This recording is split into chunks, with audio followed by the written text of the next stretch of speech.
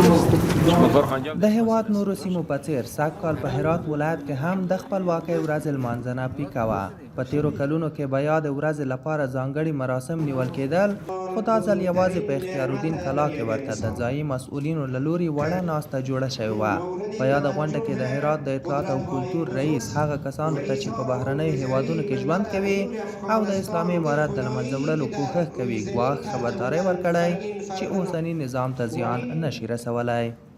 هر کس که در بیرون برای ما چراغ جنگ روشن میکنه، لعنت بر تو، توف بر تو، شرم بر تو، خجالت بکش. کدام ملت دعوت به جنگ میدی؟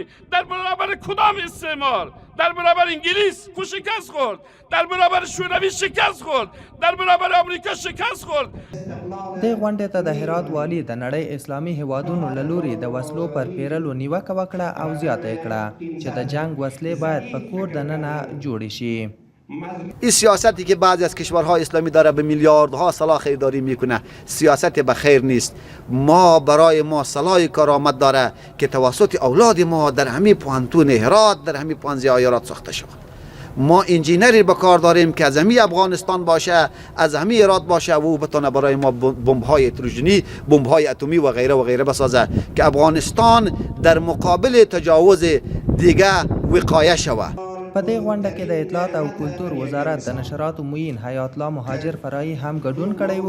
هغه وویل چې د هېواد د ښېرازۍ او پرمختګ لپاره د خلکو ترمنځ یووالی اړین دی.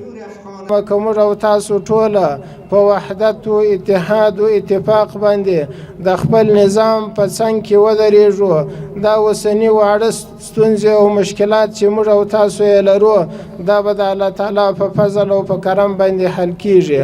غوښتنه مو دا ده چې هر افغان باید ایمانا و وجدانا ځان د خپل خدای او د خپل هیواد په وړاندې مکلف وګڼي.